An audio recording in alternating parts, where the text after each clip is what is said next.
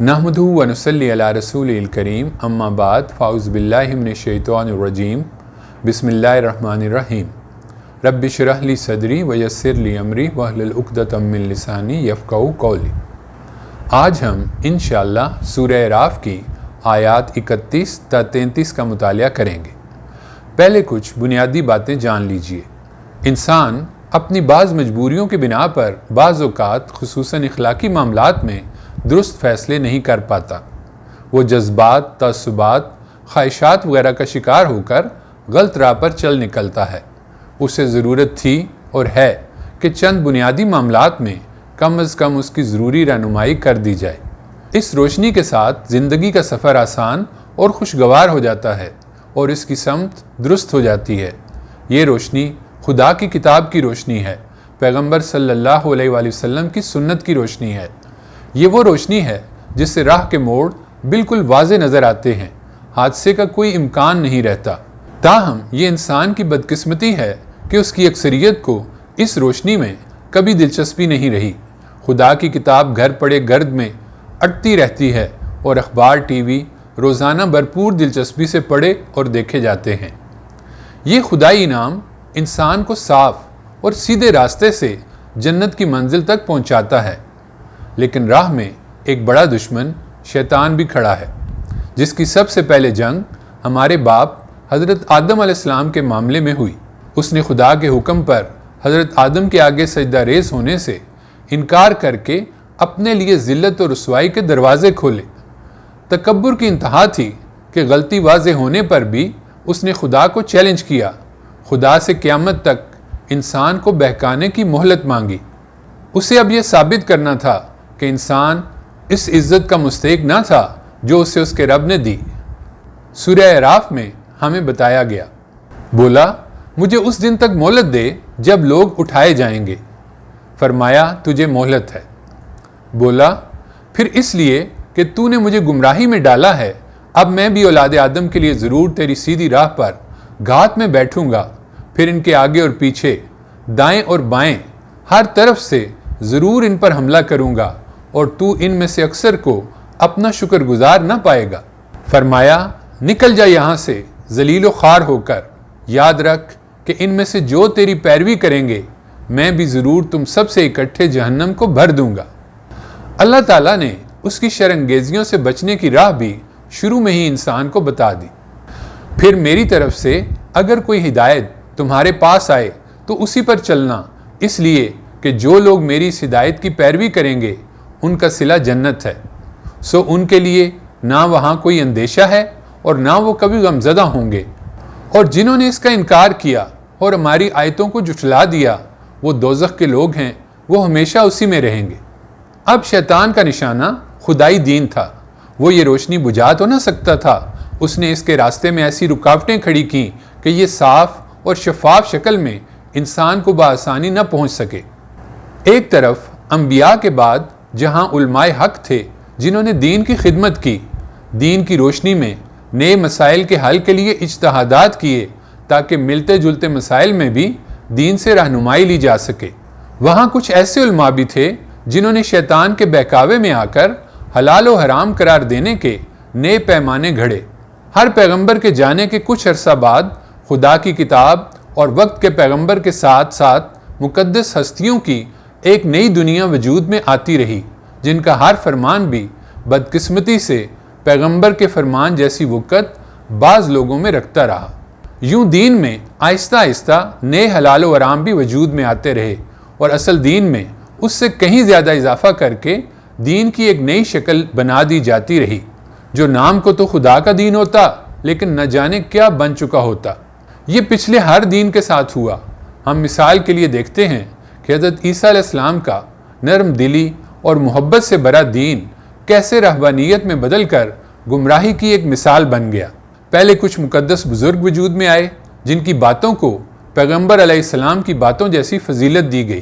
سورہ توبہ آیت 31 میں اسی طرف یوں اشارہ کیا گیا، اللہ کے سوا انہوں نے اپنے فقیہوں اور راہبوں اور مسیح ابن مریم کو بھی رب بنا ڈالا ہے۔ پھر دیکھیے انسانوں نے جب دین میں خود اضافے کیے تو ان کی شدت پسند سوچ نے کیا کیا گل کھلائے۔ عیسائیت میں رہبانیت نئے حلال و حرام تخلیق کرنے کی ہی ایک شکل تھی۔ عیسائیت میں اس کی مقبولیت کے 3 اسباب ہوئے۔ پہلا، نئے ماحول سے متاثر ہو کر۔ مسیحیت جب کامیاب ہو کر عوام میں پھیلنا شروع ہوئی تو اپنے دین کے پھیلاؤ کے شوق میں کلیسا عوام میں مقبول ہر برائی کو اپنے دائرے میں داخل کرتا چلا گیا۔ قدیم معبودوں کی جگہ بزرگ پرستی نے لے لی، پرانے بتوں کی جگہ حضرت عیسیٰ اور حضرت مریم کے بت بنائے جانے لگے۔ اسی طرح چونکہ عوام اس شخص کو بہت پہنچا ہوا سمجھتے تھے جو گندا، ننگا اور کسی پہاڑ کے غار میں رہتا ہو، اسی لیے عیسائی کلیسا میں ایسے لوگوں کی کرامتوں کے قصے مشہور ہو گئے۔ دوسری وجہ یہ بنی کہ قدیم مشرک سوسائٹی میں بد کرداری اور دنیا پرستی انتہائی شدت کے ساتھ پھیلی ہوئی تھی۔ اس کا توڑ کرنے کے لیے عیسائی علماء نے اعتدال کی راہ اختیار کرنے کی بجائے انتہا پسندی کی راہ اختیار کی۔ مشرک سوسائٹی کی لذت پرستی کے جواب میں وہ دوسری انتہا پر پہنچے کہ لذتوں کو چھوڑنا، نفس کو اور خواہشات کو مارنا اخلاق کا مقصود بن گیا، اور طرح طرح کی ریاضتوں سے جسم کو اذیتیں دینا آدمی کی روحانیت کا کمال اور اس کا ثبوت سمجھا جانے لگا۔ تیسرا یہ کہ ان کے پاس دین کی سرحدیں متعین کرنے کے لیے کوئی تفصیلات کے ساتھ شریعت اور واضح سنت موجود نہ تھی۔ شریعت موسوی وہ پہلے ہی چھوڑ چکے تھے اور تنہا انجیل کے اندر کوئی مکمل ہدایت نامہ موجود نہ تھا۔ اسی لیے مسیحی علماء نے کچھ باہر کے فلسفیوں اور طور طریقوں سے متاثر ہو کر اور کچھ خود اپنی وجہ سے طرح طرح کی بدعات دین میں داخل کر دی۔ عیسائیت کے بڑے بڑے علماء، راہبوں اور اماموں نے رہبانیت کو دین میں شامل کر دیا۔ اب کچھ مثالیں دیکھیے کہ وہ اس راہ میں کس قدر دور نکل گئے۔ پہلا، وہ ہر وقت گندے رہتے اور صفائی سے سخت پرہیز کرتے تھے۔ جسم کو پانی لگانا ان کے نزدیک خدا پرستی کے خلاف تھا۔ جسم کی صفائی کو وہ روح کی نجاست سمجھتے تھے۔ سینٹ ابراہیم جب عیسائی ہوا تو پورے 50 سال اس نے منہ دھویا نہ پاؤں۔ دوسرا، سخت ریاضتوں اور نت نئے طریقوں سے اپنے جسم کو اذیت دینا اور اس میں ایک دوسرے سے بڑھنے کی کوشش کرنا۔ ایک بزرگ 150 پاؤنڈ کا بوجھ اٹھائے پھرتے تھے اور 3 سال تک ایک خشک کنویں میں پڑے رہے۔ ایک بزرگ صرف وہ مکئی کھاتے تھے جو مہینہ بھر پانی میں بھیگ کر بدبودار ہو جاتی تھی۔ ایک بزرگ نے 40 برس تک زمین کو پیٹھ نہیں لگائی۔ عیسائیوں کے ایک اور بڑے بزرگ نے اپنی زندگی کے 30 سال ایک ستون کے اوپر گزارے۔ دھوپ، بارش، سردی، گرمی سب ان پر سے گزرتی رہتی تھی اور وہ کبھی ستون سے نہ اترتے تھے۔ ان کے مرید سیڑھی لگا کر ان کو کھانا پہنچاتے اور ان کی گندگی صاف کرتے تھے۔ پھر انہوں نے ایک رسی لے کر اپنے آپ کو اس ستون سے باندھ لیا، یہاں تک کہ رسی ان کے گوشت میں پیوست ہو گئی۔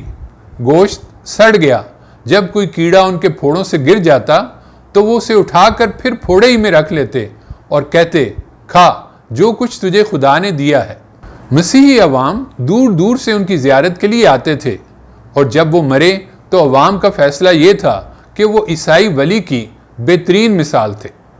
کسی ولی کی تعریف یہ تھی کہ 30 سال تک وہ بالکل خاموش رہے۔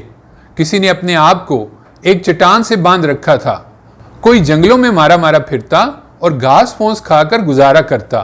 کچھ دوسرے بزرگ ہر وقت ننگے رہتے اور اپنا آپ لمبے لمبے بالوں سے چھپاتے اور زمین پر رینگ کر چلتے تھے۔ پاکیزہ روحانی زندگی کا کمال یہ سمجھا جاتا تھا کہ آدمی اپنے نفس کو بالکل مار دے اور اس میں جسمانی لذت کی کوئی خواہش تک باقی نہ چھوڑے۔ ان کے نزدیک لذت اور گناہ ہم مانی تھے۔ ان کے ایک بڑے بزرگ ہنسنے اور مسکرانے تک کو ممنوع قرار دیتے تھے۔ راہب کے لیے ضروری بن گیا کہ وہ شادی کرنا تو درکنار عورت کی شکل تک نہ دیکھے، اور اگر شادی شدہ ہو تو بیوی کو چھوڑ کر نکل جائے۔ مردوں کی طرح عورتوں کے دل میں بھی یہ بات بٹھائی گئی تھی کہ وہ اگر آسمانی بادشاہت میں داخل ہونا چاہتی ہیں تو ہمیشہ کنواری رہیں، اور شادی شدہ ہوں تو اپنے شوہروں سے الگ ہو جائیں۔ رشتوں کی محبتیں بھی اس رہبانیت کے نزدیک ایک گناہ تھیں۔ ان کے نزدیک روحانی ترقی کے لیے یہ لازم تھا کہ آدمی ان سارے تعلقات کو توڑ دے۔ ایک راہب جو سالہ سال سے صحرا میں ریاضتیں کر رہے تھے، ایک روز ان کے ماں باپ کے خطوط ان کے پاس پہنچے جو برسوں سے ان کی جدائی میں تڑپ رہے تھے۔ وہ ڈرے کہ کہیں ان خطوں کو پڑھ کر ان کے دل میں انسانی محبت کے جذبات نہ جاگ اٹھیں۔ خط کھولے بغیر فوراً آگ میں ڈال دیے۔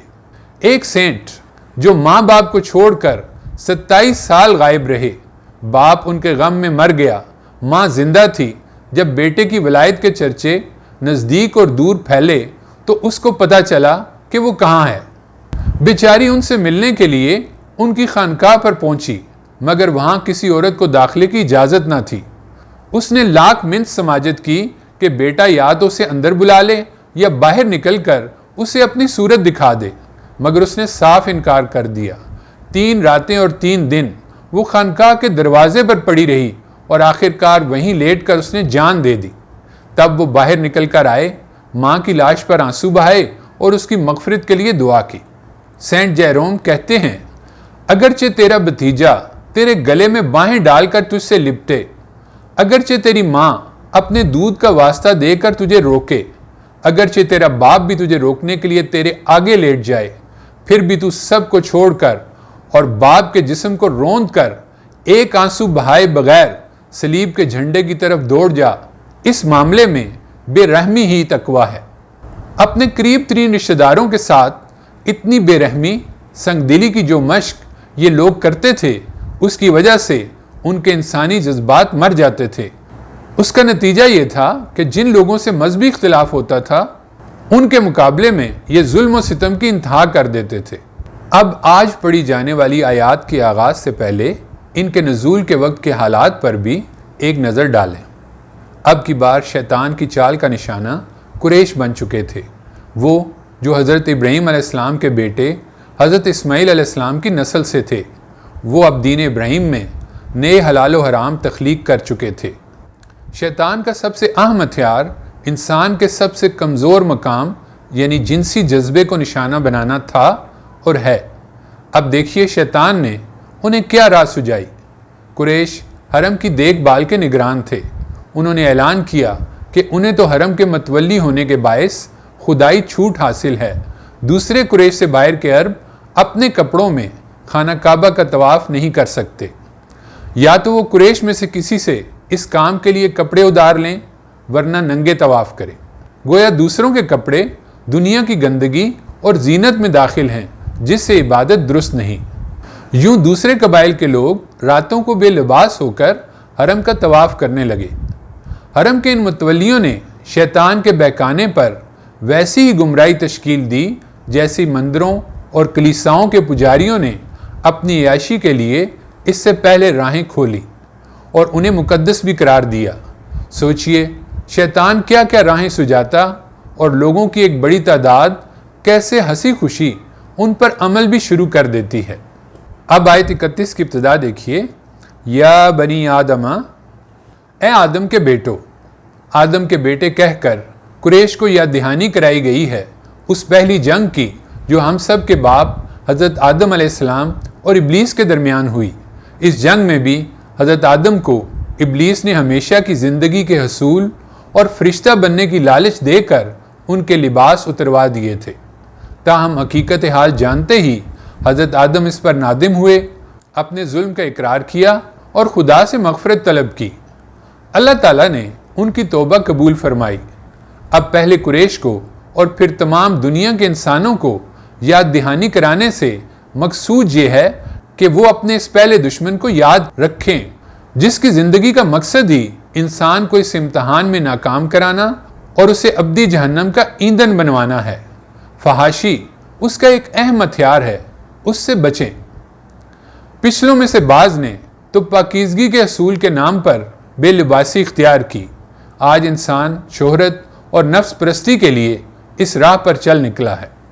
آیت کا اگلا حصہ دیکھیے، خُذُوا زِینَتَکُم عِندَ کُلِّ مسجد۔ ترجمہ، ہر مسجد کی حاضری کے وقت اپنی زینت کے ساتھ آؤ۔ لباس کے 2 مقاصد ہیں، جسم ڈھانپنا اور باعث وقار و زینت ہونا۔ یہاں بے لباسی کے مقابل چونکہ اسے زینت کہا گیا ہے، لہٰذا عام لباس مراد ہے، اور مسجد سے مراد نماز اور طواف۔ یہاں لباس کو زینت سے اس لیے تعبیر کیا گیا کہ طواف میں بے لباسی اختیار کرنے کی وجہ ہی یہ بتائی گئی تھی کہ لباس زیب و زینت میں داخل ہے اور زیب و زینت اس عبادت کے لیے جائز نہیں۔ قرآن نے واضح کیا کہ بے لباسی بے حیائی ہے، اپنے لباس ہر مسجد کی حاضری کے وقت پہنو۔ کل مسجد فرما کر اس حکم کو عام کر دیا کہ حرم ہو یا غیر حرم، ہر مسجد میں آدمی اپنے لباس کے ساتھ حاضر ہو، یعنی جوگ اور رہبانیت کی مکمل نفی کر دی گئی جو بے لباسی کو خدا کے قریب ہونے کا ذریعہ بتاتے ہیں۔ آیت کا اگلا حصہ دیکھیے، وَكُلُوا وَاشْرَبُوا وَلَا تُسْرِفُوا۔ ترجمہ، اور کھاؤ پیو مگر حد سے آگے نہ بڑھو۔ قدیم جوگیانہ تصور کی نفی ہے جس میں جسم کو اس کی نفس کشی کی تربیت کے لیے اس کے پسندیدہ کھانے کی لذیذ اشیاء اور دیگر راحت اور لذت کے حلال اسباب سے محروم رکھا جاتا تھا۔ بدھ مت کے پیرو آبادیوں سے کوسوں دور، ہندوؤں کے پہاڑوں جنگلوں میں عمریں گزارنے والے جوگی، صوفیاء کے چلے، یہ سب اس کی مختلف صورتیں تھیں اور ہیں۔ یہاں بتایا یہ جا رہا ہے کہ خود کو خدائی حدود میں رکھنا ہے، نہ کہ اپنی نفسانی خواہشات کو مکمل مارنے کی عمر بھر کوشش کرنا۔ ایسی کوشش کرنے والوں نے عموماً منہ کی کھائی ہے اور پستیوں کے مزید گڑھوں میں گرے ہیں۔ کسی عارف کے بقول اللہ تعالیٰ قائم بالقسط ہے، اس وجہ سے وہ مقسطین یعنی عدل و اعتدال پر قائم رہنے والوں کو پسند کرتا ہے، عدل و اعتدال سے تجاوز کرنے والوں کو پسند نہیں کرتا۔ نہ وہ یہ پسند کرتا ہے کہ آدمی کھانے پینے ہی کو زندگی کا مقصد بنا لے اور رات دن اسی کی سرگرمیوں میں مصروف رہے، اور نہ یہ پسند کرتا ہے کہ ان چیزوں کو راہبوں اور جوگیوں کی طرح بالکل چھوڑ دے۔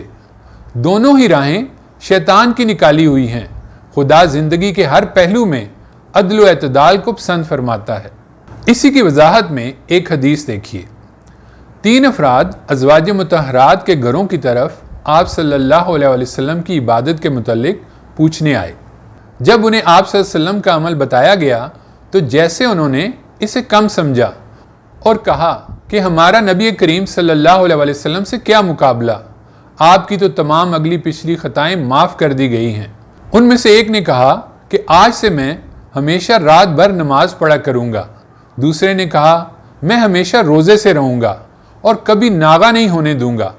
تیسرے نے کہا کہ میں عورتوں سے جدائی اختیار کر لوں گا اور کبھی نکاح نہیں کروں گا۔ پھر نبی کریم صلی اللہ علیہ وسلم تشریف لائے اور ان سے پوچھا کیا تم نے ہی یہ باتیں کہی ہیں؟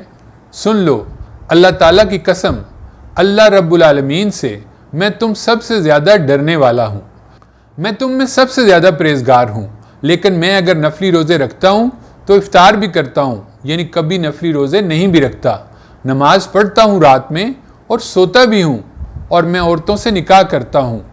میرے طریقے سے جس نے بے رغبتی کی وہ مجھ سے نہیں۔ آیت کا آخری حصہ دیکھیے، انہو لا یحب المسرفین۔ ترجمہ، اللہ حد سے بڑھنے والوں کو پسند نہیں کرتا۔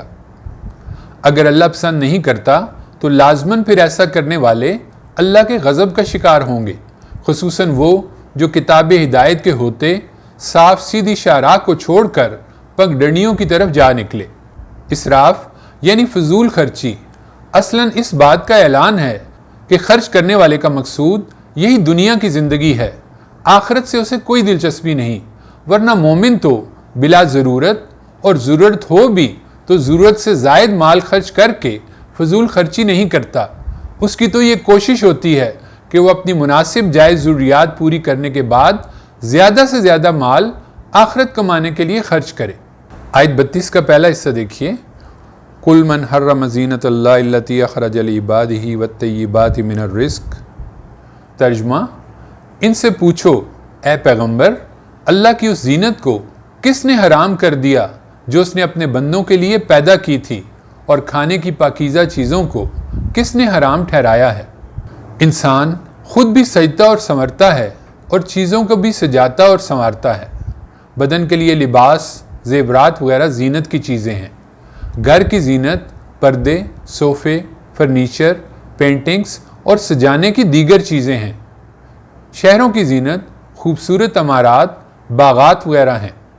یہاں سوال یہ کیا جا رہا ہے کہ کائنات کا اور سب چیزوں کا خالق و مالک وہ خدائے مہربان ہے، اس کی بنائی ہوئی چیزوں کو حلال و حرام قرار دینے کا اختیار اس کے سوا کسی اور کے پاس کیسے ہو سکتا ہے؟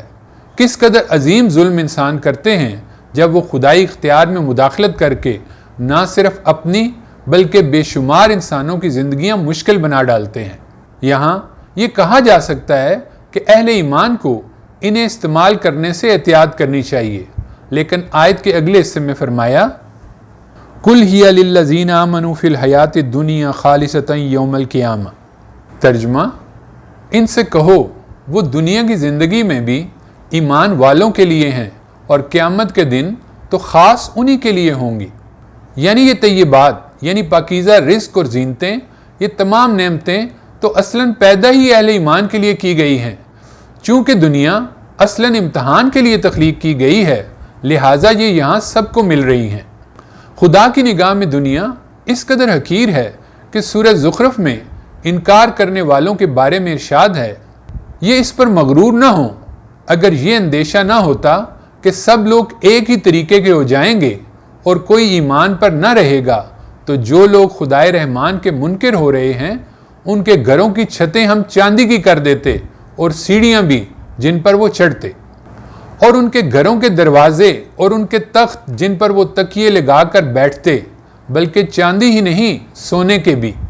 حقیقت یہ ہے کہ یہ سب چیزیں تو محض دنیا کی زندگی کا سامان ہیں، اور آخرت اے پیغمبر صلی اللہ علیہ وآلہ وسلم تیرے رب کے ہاں صرف ان کے لیے ہے جو خدا سے ڈرنے والے ہیں۔ واضح کر دیا گیا کہ امتحان ختم ہوتے ہی چیزیں بالکل اس طرح لے لی جائیں گی جیسے آج کل پیپر دینے کے بعد مثلاً اسکول کالج انتظامیہ کی طرف سے فراہم کردہ امتحان کے لیے سہولیات واپس لے لی جاتی ہیں۔ اس کے بعد اگلی دنیا کی سہولیات خالصتاً میرٹ کی بنیاد پر اصل حقداروں کو دی جائیں گی اور ہمیشہ کے لیے دی جائیں گی۔ آیت 32 کا آخری حصہ دیکھیے، كَذَلِكَ نُفَصِّلُ الْآيَاتِ لِقَوْمٍ يَعْلَمُونَ۔ ترجمہ، ہم ان لوگوں کے لیے جو جاننا چاہیں اپنی آیتوں کی اسی طرح تفصیل کرتے ہیں۔ کس قدر مہربان ہے وہ رب۔ لوگوں نے جب خدا کی حلال اشیاء کو اپنے اوپر حرام ٹھہرا لیا اور حلال لذتوں سے لطف اندوز ہونا چھوڑ دیا اور اپنے آپ کو طرح طرح کی سختیاں پہنچانا شروع کیں، تو اس نے اپنی کتاب میں انہیں ان کی غلطی کی طرف توجہ دلائی اور آنے والے تمام انسانوں کے لیے ابدی رہنمائی چھوڑی۔ یعنی وہ چاہتا ہے کہ انسان اس کی پیدا کی گئی نعمتوں سے جائز حدود میں بھرپور لطف اٹھائیں۔ یہ لذیذ کھانے، خوبصورت ملبوسات، سہولیات سے آراستہ گھر، ایک سے بڑھ کر ایک آرام دہ سواریاں، ذہنی جسمانی تھکن اتارنے کے لیے خوبصورت تفریحی مقامات، غرض یہ سب خدا نے پیدا ہی اس لیے کیے ہیں تاکہ انسان جان سکے کہ اس کا خالق کس قدر مہربان، عظیم اور قدرتوں والا ہے، اور پھر یہ نعمتیں تو جنت کا ایک تعارف ہیں۔ انسان پیدل چل سکتا تھا، لیکن اس کی سہولت کے لیے زمانہ قدیم میں مختلف علاقوں کے مطابق مختلف جانور اور اب انسان کو شعور دے کر طرح طرح کی سواریاں بنوائیں۔ وہ پانی اور روٹی کھا کر بھی زندہ رہ سکتا تھا، لیکن اس کے لیے کھانے پینے میں اس قدر ورائٹی اور پھل اور ان کی بے شمار قسموں کے جوس تخلیق کیے۔ وہ غاروں میں ہمیشہ رہ سکتا تھا، لیکن اس کے لیے وہ اسباب پیدا کیے گئے کہ اس نے شاندار رہائش کے لیے ایسے گھر بنائے جہاں وہ اپنی پسند کے موسم بھی تخلیق کر سکتا ہے۔ ایسی ایسی خوبصورت عمارات، shopping mall, Mahal, 5 star hotel انسان کو تخلیق کرنے کی راہیں سجائیں جنہیں دیکھ کر انسان حیران رہ جاتا ہے۔ لباس ہر موسم کا الگ اور اس کی نت نئی ورائٹی اور تفریحات کی ایک عظیم دنیا۔ انسان غور کرے تو یہ اور دوسری بے شمار چیزیں خدا کی مہربانیوں کا تعارف ہیں۔ یہ سب بتا رہی ہیں کہ جنت کی اگر ہلکی سی جھلک اس قدر لاجواب ہے تو جنت اور اس میں ہمیشہ کی زندگی کس قدر حسین ہوگی۔ اب آج کی اس آخری آیت میں بتایا جا رہا ہے کہ خدا نے کیا چیزیں حرام قرار دی ہیں، اور بتایا ایسے جا رہا ہے کہ جو چیزیں خدا نے حرام ٹھہرائی ہیں وہ تو تم نے جائز بلکہ انہیں دین بنا لیا ہے، اور اچھی بلی پاکیزہ چیزوں کو اپنے اوپر حرام کر کے دینداری کا ڈھونگ رچائے بیٹھے ہو۔ اپنے معاشرے کو دیکھیے تو جھوٹ، رشوت، سفارش، میرٹ توڑنا اور اکثر خدا کے غضب کو دعوت دینے والے اعمال اکثریت بلا جھجک کر رہی ہے اور چند حلال و حرام پہ صرف سارا زور ہے۔ آیت 33 کا پہلا حصہ دیکھیے، قُلْ إِنَّمَا حَرَّمَ رَبِّيَ الْفَوَاحِشَ مَا ظَهَرَ مِنْهَا وَمَا بَطَنَ۔ ترجمہ، کہہ دو میرے رب نے تو صرف فواحش کو حرام کیا ہے، خواہ وہ کھلے ہوں یا چھپے۔ پہلی اور سب سے اہم چیز خدا کے نزدیک جو حرام ہے، جس کے معاشرے کو پہنچنے والے نقصانات کا مکمل احاطہ تک نہیں کیا جا سکتا، وہ ہے کھلی اور چھپی بے حیائی، اور بدقسمتی سے انسان اسے کم اہم بلکہ اکثریت گناہ ہی نہیں سمجھتی اور شیطان کے اس جال کا بآسانی شکار ہو جاتی ہے۔ خاندان کے ادارے کی تباہی بچوں بوڑھوں کے سر سے محبت بری چھت کا چھین لینا ہے۔ اس حوالے سے غیر پاکیزہ معاشرے میں کمزور طبقات، عورتیں اور بچے مسلسل عدم تحفظ کا شکار رہتے ہیں۔ آیت کا اگلا حصہ دیکھیے، وَالْإِثْمَ وَالْبَغْيَ بِغَيْرِ الْحَقِّ۔ ترجمہ، اور حق تلفی اور ناحق زیادتی۔ ہمیں حقوق اللہ اور حقوق العباد ادا کرنا ہے۔ اللہ کا حق ہے کہ ہم اسے ہی اپنا خالق و مالک سب کچھ مانیں، اسی کی عبادت کریں، اسی کے فرما بردار ہو جائیں۔ والدین کا حق ہے کہ ہم ان سے حسن سلوک کریں، رشتہ داروں کا حق ہے ان سے صلہ رحمی سے پیش آئیں۔ ایسے ہی کسی سے وعدہ کرتے ہی اس کا حق بھی ہم پر عائد ہو جاتا ہے کہ ہم وعدہ پورا کریں۔ کسی کے پاس امانت رکھوائی جائے تو اب لازم ہے کہ خیانت نہ کی جائے۔ کسی بھی حقوق اللہ اور حقوق العباد کی ادائیگی میں کوتاہی حق تلفی یعنی اسم ہے۔ اور بغی، کسی کی جان، مال، آبرو کو نقصان پہنچانا، مثلا کسی کو مارنا، کسی کا مال کھانا، کسی کو گالی دینا، کسی پر تہمت لگانا۔ یہاں ناحق کا لفظ اس کو مزید برا بتانے کے لیے کہا گیا ہے۔ آیت کا اگلا حصہ دیکھیے، وَأَن تُشْرِكُوا بِاللَّهِ مَا لَمْ يُنَزِّلْ بِهِ سُلْطَانًا۔ ترجمہ، اور اس کو کہ تم اللہ کے ساتھ کسی کو شریک ٹھہراؤ جس کے لیے اس نے کوئی سند نازل نہیں کی۔ پچھلے لیکچرز میں یہ بات بار بار واضح کی جا چکی ہے کہ خدا کی ذات، صفات کے تقاضوں اور حقوق میں کسی کو شریک سمجھنے سے بڑھ کر بڑا جھوٹ کوئی نہیں، کیونکہ اس کی کوئی دلیل نہیں۔ ذات میں شریک جیسے نعوذ باللہ حضرت عیسیٰ علیہ السلام کو خدا کا بیٹا ماننا، مشرکین عرب کا فرشتوں کو خدا کی بیٹیاں قرار دینا، یا دوسرے مشرکین کا اپنے دیوتاؤں اور دیویوں کو اور بعض مشرکین کا اپنے بزرگوں کو خدا کے ساتھ شریک اقتدار سمجھنا۔ صفات میں شرک، مثلا خدا جیسی صفت یا صفات کسی اور میں بھی سمجھنا، مثلا فلاں سب کچھ دیکھتا اور سنتا ہے۔ اختیارات میں شرک، خاص خدا کے اختیارات اللہ کے سوا کسی اور کے لیے بھی ماننا، مثلا دعائیں سننا، قسمتوں کو بنانا بگاڑنا، حلال و حرام، جائز ناجائز کی حدود متعین کرنا۔ حقوق میں شرک، خدا لائق عبادت ہے، خدا کے بندوں پر مخصوص حقوق ہیں، ان میں سے کوئی حق خدا کے سوا کسی اور کے لیے ماننا بھی شرک ہے، جیسے کسی اور کے لیے رکوع یا سجدہ، مشکلات میں کسی کو مدد کے لیے پکارنا، خدا جیسی محبت یا اس جیسا ڈر کسی اور سے رکھنا۔ جدید سائنسی انکشافات اپنے وجود اور دیگر مخلوقات کے بارے میں گہرائی میں جان کر انسان اس خالق کے علم، قدرتوں، حکمتوں کا وہ تعارف حاصل کرتا ہے کہ وہ پکار اٹھتا ہے کہ اس جیسا کوئی ہو نہیں سکتا۔ اس جیسا علم، قدرت، حکمت، غرض کوئی بھی صفت کسی دوسرے کی نہیں ہو سکتی۔ اس سے بڑھ کر مجھ پر کسی کا حق نہیں۔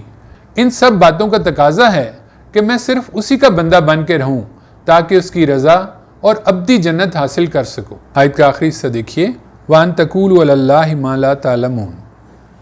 ترجمہ، اور اس کو بھی کہ تم اللہ کے بارے میں ایسی باتیں کہو جن کا تمہیں کچھ علم نہیں۔ کسی شخص کے بارے میں کوئی بات غلط منسوب کرنا کتنی غلط بات ہے، چہ جائے کہ کائنات کے مالک کے حوالے سے لوگوں کو غلط ڈرانا یا جھوٹی امیدیں دلانا، اپنی مرضی سے دین بنانا، خدا پر جھوٹ گڑنا، قرآن و سنت کو چھوڑ کر قصے کہانیوں کو دین بنا لینا، اپنی مرضی سے حلال و حرام ٹھہرانا، اپنی خواہشوں کی پیروی میں بدعتیں ایجاد کرنا، بغیر سند کوئی بات خدا کی طرف منسوب کرنا، قرآن میں اللہ تعالیٰ نے اسے بار بار بہت بڑا جرم قرار دیا ہے۔ قرآن خدا کی نمائندہ کتاب ہے۔ خدا کی صفات کیا ہیں؟ خدا کی جنت میں داخلہ اور جہنم سے نجات کی شرائط کیا ہیں؟ اس طرح کے دین کے حوالے سے تمام اہم امور کو جاننے کے لیے براہ راست قرآن کا مطالعہ اچھے اہل علم کی رہنمائی میں کرنا چاہیے۔ اب آخری بات، یہ دنیا آزمائش کے اصول پر بنائی گئی ہے۔ یہاں ہمارے علم و عمل کا امتحان ہو رہا ہے۔ ہمیں اپنی بساط کے مطابق حق جاننے کی کوشش کرنا ہے۔ اگر ہم اپنے جیسے انسانوں کی اندھی عقیدت میں مبتلا ہو کر تعصبات کا شکار ہو گئے تو شخصیت پرستی کے توق ہمارے گلے پڑ جائیں گے۔ فرعون کی محبت کا شکار لوگوں کے ساتھ یہی ہوا۔ وہ انہیں دنیا میں بھی غلط راستے پر لے کر چلا اور قیامت کے دن انہیں جہنم کی طرف لے جانے میں بھی سب سے آگے ہوگا۔ اگر ہم نے حق کو جاننے کی کوشش ہی نہ کی یا جاننے کے بعد بھی ان رسوم و رواج اور توہمات کی بیڑیاں پہنے رہے جو دین کے احکام کے بالکل خلاف ہیں، تو آخرت میں جہنم میں یہی توق اور بیڑیاں عذاب کے ابدی توق اور بیڑیاں بن جائیں گے۔ دین تو اس لیے آیا تھا کہ بندوں کو رب کا بندہ بنائے، اور انبیاء علیہ السلام بھی یہی دعوت دیتے رہے کہ خدا کے بندے بنو۔ خدا کا شکر ہے کہ قرآن اور آپ صلی اللہ علیہ وآلہ وسلم کی سنت ہمارے پاس محفوظ شکل میں موجود ہیں۔ ہمیں صرف ان کے ساتھ خود کو جوڑنا ہے۔ ارشاد باری تعالیٰ ہے، میں اپنے عذاب میں تو اسی کو مبتلا کرتا ہوں جسے میں اپنے قانون کے مطابق مبتلا کرنا چاہتا ہوں، مگر میری رحمت ہر چیز کو شامل ہے۔ سو قیامت کے لیے میں اس کو ان لوگوں کے حق میں لکھ رکھوں گا جو تقوی اختیار کریں گے اور زکوٰۃ ادا کریں گے، اور ان کے حق میں جو ہماری آیتوں پر ایمان لائیں گے، ان لوگوں کے حق میں جو آج اس نبی امی رسول کی پیروی کریں گے جس کا ذکر وہ اپنے ہاں تورات اور انجیل میں لکھا ہوا دیکھتے ہیں۔ وہ انہیں بھلائی کا حکم دیتا ہے، برائی سے روکتا ہے، ان کے لیے پاک چیزیں حلال اور ناپاک چیزیں حرام ٹھہراتا ہے، اور ان کے اوپر سے ان کے وہ بوجھ اتارتا اور بندشیں دور کرتا ہے جو اب تک ان پر رہی ہیں۔ لہٰذا جو اس پر ایمان لائے جنہوں نے اس کی عزت کی اور اس کی نصرت کے لیے اٹھ کھڑے ہوئے اور اس روشنی کی پیروی اختیار کر لی جو اس کے ساتھ اتاری گئی ہے، وہی فلاح پانے والے ہیں۔ یعنی آپ صلی اللہ علیہ وآلہ وسلم کے لائے ہوئے دین میں نہ تو یہود کی خود ساختہ پابندیاں ہیں، نہ عیسائیوں کے راہبوں کا تشدد، اور نہ وہ پابندیاں ہیں جو یہود کی سرکشی کے باعث اللہ کی طرف سے ان پر عائد کی گئی تھی۔ یہ دین بالکل اعتدال کا دین ہے۔ ہمیں اسے سیکھنا ہے تاکہ معاشرے میں پھیلی بدعات، خود ساختہ حلال و حرام قرار دیے عقیدہ و اعمال کو جان کر شیطان کے جال سے بچ سکے۔ ہمیں قرآن و سنت کی فکری اور عملی رہنمائی میں اپنی زندگی کو اس دین کے مطابق بنانا ہے۔ اللہ تعالی ہمیں اس کی توفیق عنایت فرمائے، آمین۔